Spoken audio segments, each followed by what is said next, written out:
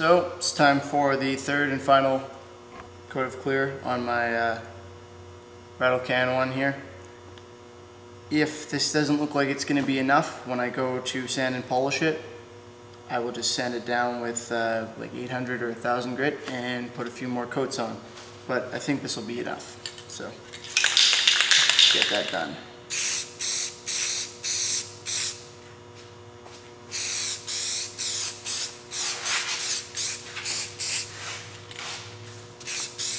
Yes, I paint with both hands, in case you were wondering.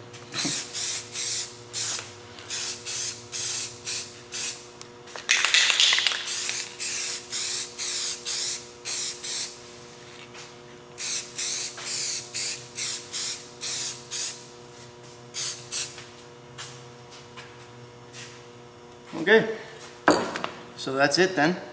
I'm gonna give this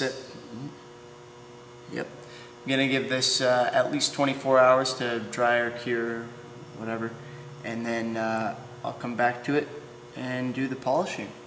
So, see you guys in a day or two.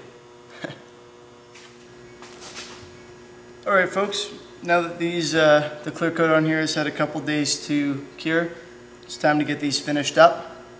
And to do that we have to sand and polish them, or just polish them. So for this one, which had my water-based lacquer on it, I'm not going to do any sanding on it. I'm just going to polish it. I'll just show you the top here. So you can see it's got some gloss to it, but it's not very glossy. Alright, so what I'm going to do is just take an old, basically piece of cotton t-shirt. It's an old rag. It's got no lint on it or anything like that. And it's soft. That's what's important. Don't use like a microfiber cloth or whatever. I know they're not supposed to leave scratches, but they do on stuff like this. And then just to keep it simple, because I know a lot of you guys don't have a whole bunch of fancy equipment, we're going to use Meguiar's Ultimate Compound, which you should be able to get in lots of places. I got mine from Canadian Tire. So just put some on the rag after you've shaken it up, which I already did. And apply it to your surface, your controller in this case obviously, and buff it. So what you're trying to do is burn the compound into the surface, which means that you have to push fairly hard and move fairly quickly and do it for quite a while. It's kind of a pain, takes a lot of elbow grease, but that's how you get a shiny surface for for water-based lacquer basically.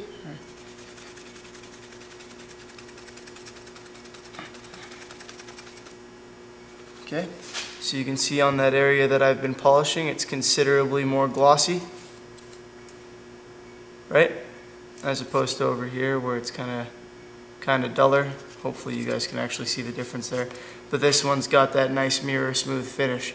That's the thing about this water-based lacquer. It's not super resilient, but that allows you to polish it out like this and get a really nice finish, and it's easy to fix.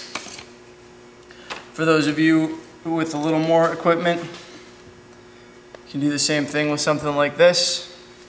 By the way, for those of you with a little more equipment, if you've decided to go ahead and do this with two-part catalyzed clear, if you're looking for a really nice finish and that's what you went with, then you're going to want to watch, well, you probably already know how to polish it, but if you don't, I have a video about how to polish out your clear coat, polishing and buffing, and that's going to serve you better than this video. This is kind of just for the stuff that I've used on these controllers and standard rattle can stuff and whatnot. Not so much for the two-part polyurethanes. So anyway, if you've got one of these, you can obviously do the same thing. Just apply some buffing compound to your surface. Just my Meguiar's Ultimate Compound again, pretty simple.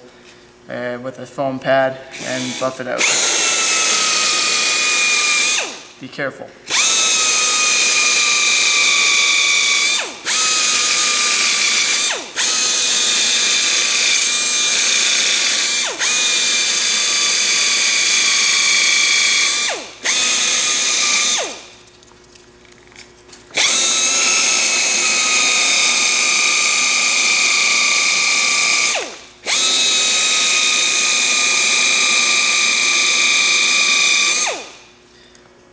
that should give you much the same result as doing it by hand.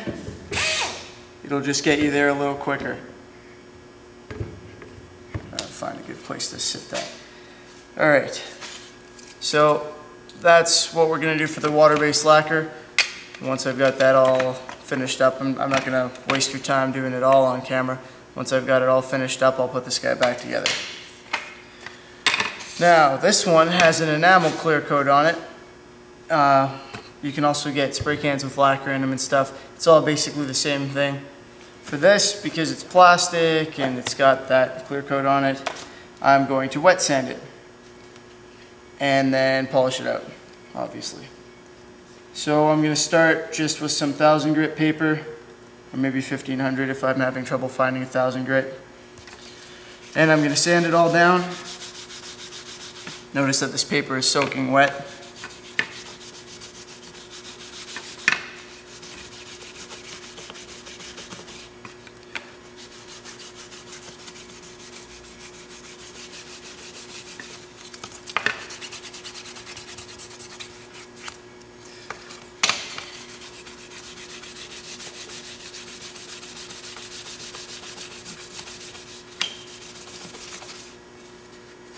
It's going to be kind of a pain to get into all the nooks and crannies on these things. But what you want to do is sand it all down until it's got a fairly even, dull finish. If you can see through this section, it's kind of tough to tell on the camera probably, but it's not really glossy like it is in some of the other areas, like over here. This section is dull, it's even. I've sanded out all the little bumps so the whole area is even and dull. God, I'm repeating myself a lot. Anyway, that's what you want to go for. So I'm going to do that to the rest of the controller off camera so I don't waste your time, and then we'll come back to the polishing. Alright, so now I've got this entire thing kind of sanded down so that it's got that matte finish that I was looking for. I kind of stayed away from the upper edges and right along the edges of the, the sides of the controller, because the clear coat tends to build up less in those areas when you're spraying it, and thus it is easier to go all the way through it. So I stayed away from those. Those will just get polished. They don't need to be sanded really. And what I did was the 1500 grit and then 2000 real quick over top, and then 2500 over top of that.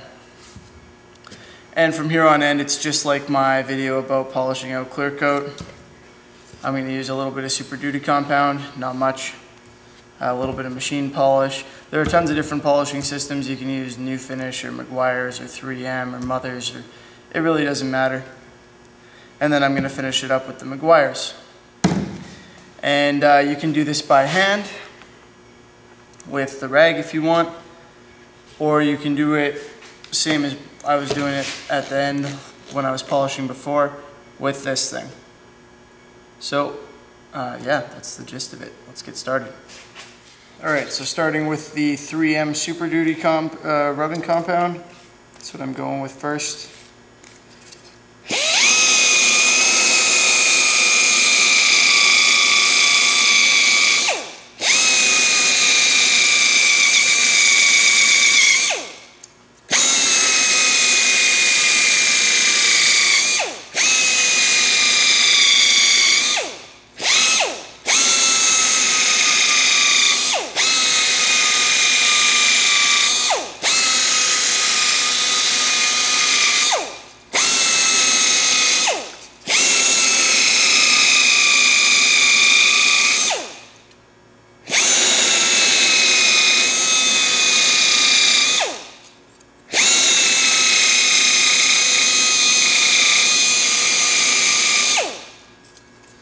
Alright, so you can see just from that first pass,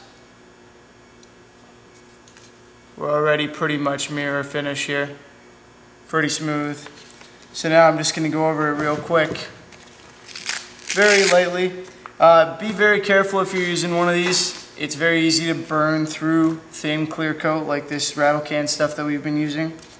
So take it easy if you're using one of these. You actually might be better off doing it by hand on something this small, unless you're using a high quality clear coat. In fact, to demonstrate that, I think I'm just going to go ahead and do that for the next two here. So I've got my machine polish. I'm going to use an area of my rag that doesn't have Meguiar's on it.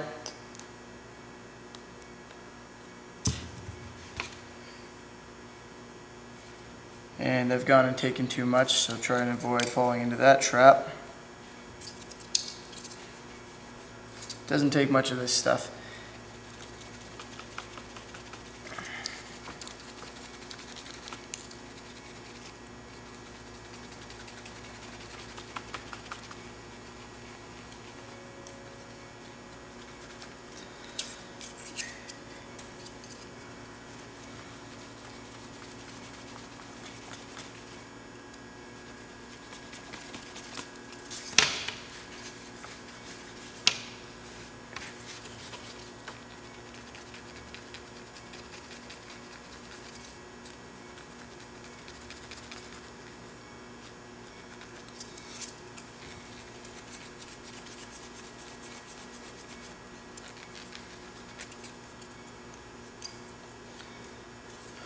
Wipe off the excess, and then back to the area where I had my Meguiar's compound. Toss a little bit more of that on there. This is actually pretty unnecessary at this point, since as you can see we're already looking very smooth with that finish. But hey, it's already on the rag, so why not?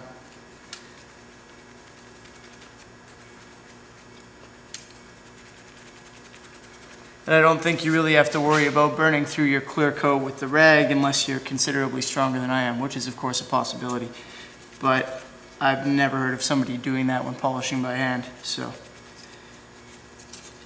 wouldn't be too worried about it.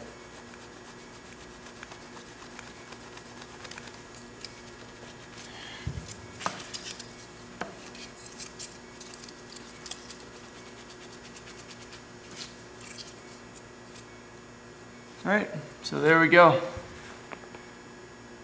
Nice smooth mirror glossy finish with my little texture paint job. Super easy to do. And the water-based one, you can see also quite smooth, nice and glossy. And I didn't have to wear a respirator to do it. Stuff's cheap, easy to get your hands on. That's about it. So hopefully this helps anybody who's looking to paint Xbox 360 controllers and do their own kind of custom work on them there. I'm probably not going to bother putting these back together, otherwise I'd show you how they look. But yeah. If you have any questions, feel free to leave them in the comments section. And I hope the video was helpful and that you all enjoyed it. Thanks for watching. See you next time.